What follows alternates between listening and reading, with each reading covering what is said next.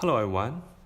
Our presentation will argue that organization use of social media is harmful to employees' well-being. It will be divided into four aspects, which are presented by our group members respectively. The use of social media has become more frequently in recent years because social media is indeed a very wide range of functions. People in different countries are able to make contacts through social media, even to remotely doing business. So, employees use social media to work is common themes right now. I will decline that social media application in the company has caused some damage to employees, especially physical harm.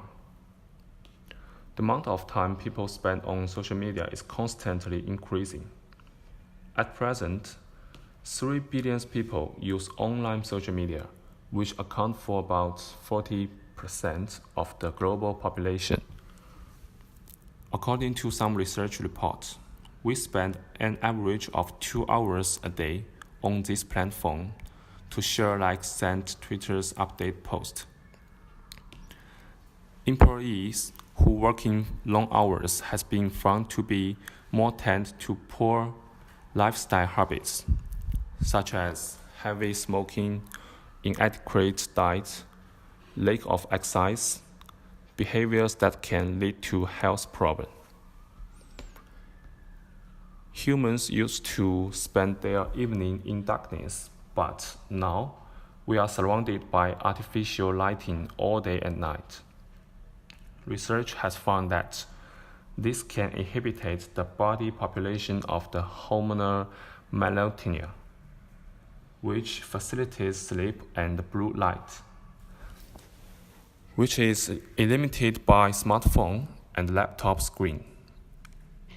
It's said to be the worst culprit. In other words, if you lie on the pillow at night, checking Facebook and Twitter, or even doing work, you are headed for released sunburn. Last year, research from the University of Harvard asked 1,700 80 to 30 years old about their social media and sleeping habits. They find a link with sleep. It actually makes the employees under pressure. To sum up, social media actually gives stress to employees and make working times longer than before. Because of that, people suffer many health problems, obviously. So let's move to the next part. My partner will give more details. As William said, social media has been widely used in the workplace now. It not only can cause too much stress on employees, but also can lead harassment at work. According to a survey, 12% of employees have experienced sexual harassment at work. While there are still a lot of employees hide the truth that they were once harassed. As the development of social media at work, it is on the rise now. Uber is a case of this. The former engineer of Uber, Susan Fowler, said that at her first day of work, she received messages from her boss which is sexual suggestive. In addition, the textual harassment at work happens a lot as well.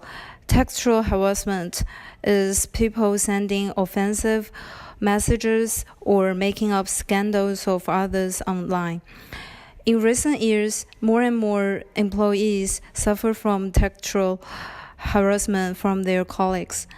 In a company called Teletech, one of the employees made appropriate comments of a colleague's Facebook and made scandals saying about his sexual disorder. Everyone in the company knew about it. This person's reputation has been damaged, and in the end, he quit his job and hid himself from public. Harassment at work can do harm to employees both physically and mentally. Hi, I'm Alex. In my part, I will illustrate that social media may also have negative impacts on employees' well-being in terms of unsatisfied job performance and lower productivity. Firstly, according to the survey from the Kelley Global Workforce Index, this index is sent questionnaire to over 168,000 people, and in the survey it shows that 43% of respondents believe that using social media in workplace negatively influence on employees' productivity. This may connect with Brown's distraction conflict theory. In this theory, he thinks the other thing of the task is distraction, and the distraction will lead conflict, and the conflict will drive employees to have the negative performance. Another part is that organizations using social media in monitoring process will increase employees' mental burden, and they could not focus on their task because they will keep eyes on the monitoring staff. Therefore, their productivity will be obviously declined. The low job performance may not satisfy their manager and their self-respect as well. Overall, the employees' well-being would be harmed by using social media in workplace. Thank you, Alex. I will introduce the last part of the presentation. Before I start my part, I will give you some definitions. In the past time, people could dominate the resource they created. But now, people cannot do that because the things they created belong to the organizations. Marx called the difference between employees themselves and the value they created as alienation. With the development of capitalism, capitalists extort the value that's produced by labor to enrich themselves. This behavior will cause as exploitation. But what is the relationship between social media and disadvantage on employees by using these complex concepts? I will give you some example. China is a huge market for every international company because of its potential consumer market. In order to reduce the cost, many companies transfer its producing factories to China. Apple is one of the most famous high-technology companies in the world.